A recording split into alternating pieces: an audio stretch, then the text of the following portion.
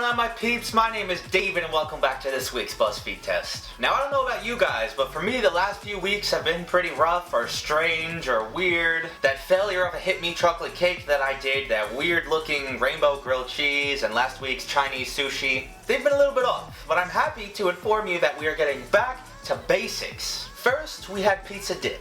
Then, we had pizza mac and cheese. Third, we had pizza cones. And today, we got pizza bread bowls. Thank you to all these people who have been suggesting it over the past 2 weeks. Let's get started. Alright guys, first and foremost, you're gonna need to grab yourself a round loaf of either Italian bread or sourdough bread. I picked mine up from my grocery store. And then, to go inside it, you're gonna need to grab yourself some marinara sauce, some fresh mozzarella cheese, some large cut pepperoni, some onions, some fresh basil, some pre-cooked Italian sausage, a green pepper, white cheddar cheese, and smaller cut pepperoni. So let's begin prepping our ingredients. The first thing I did was grabbed my dry Italian sausage and diced that up the best I could. I'm sure you could use whatever type of cooked sausage you want. This one is definitely not the same one they used in the video, but this is the one I found. Next up, I washed and sliced up my green pepper in nice thin strips. I'm also going to go light on this one because I'm not the biggest fan of green peppers, but they're in the video, so they're going to be in mine. Third, I grabbed my oddly shaped fresh mozzarella and cut that as even as I possibly could. You're going to need about 8 to 10 slices of that. Then I grabbed my white onion and gave that a nice chop. I only ended up using about a third of this small onion, so keep that in mind if you're going to put it in yours. And lastly, I grabbed my white cheddar cheese and shredded up about a cup of that. Again, I'm sure you could substitute this for more mozzarella or whatever type of cheese that you like. And of course, I almost forgot that you have to grab your bread and carefully cut the top off of it. I was so scared while doing this process because this kind of can ruin the whole thing if you mess this up. And thank God it came out looking okay.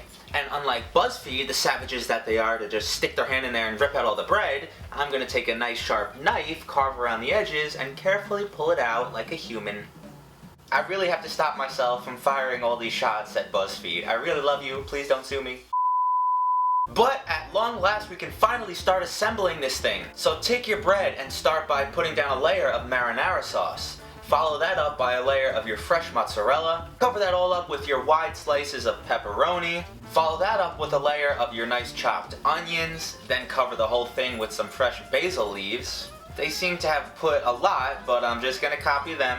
Continue your way to the top with a nice layer of that sausage, and then your green peppers, followed by some more marinara sauce, some mozzarella cheese, and because we don't have enough cheese in this thing, some white cheddar cheese. The next thing you gotta do is carefully wrap this up in some tin foil and then place a heavy object on it for 30 minutes. Yo, Dan! Danny, you up there? Well, it looks like my brother's not home, so I'm gonna have to settle for this 20-year-old dictionary. 30 minutes later, I removed the dictionary with the cutting board, then took the tin foil off, and here we are.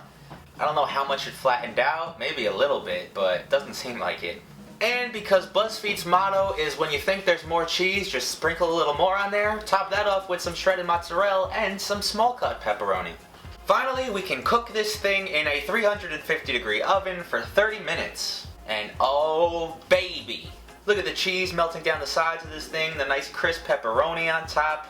Let's get a slice of it, and holy moly. We might have a contender for the best recipe yet. Before I taste this, I would just like to point out how whenever I walk away from any of my creations, I have to put a sign that said don't touch or do not mess with, because my family, you just can't trust them. Anyways, I am absolutely ecstatic about this one. You can see the peppers, the different cheeses, the basil, the pepperoni. Oh my god.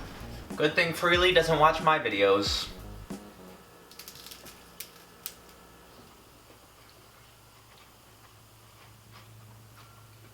The first 5 seconds of that were incredible, and I almost fell. That was until all I tasted was a mouthful of basil. Here is the other half of it right here. Oh no, I thought this was gonna be the best one. Although, this cheese and pepperoni crust on top is to die for. Surprisingly though, I really like the peppers and the onions.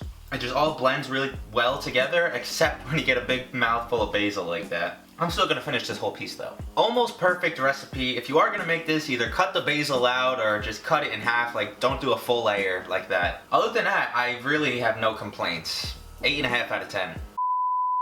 Hope you guys enjoyed this week's video. If you did, smash a like on it, and I never tell you guys to do this, but subscribe if you're new or you haven't yet, because I post videos every Thursday, so make sure to not miss them.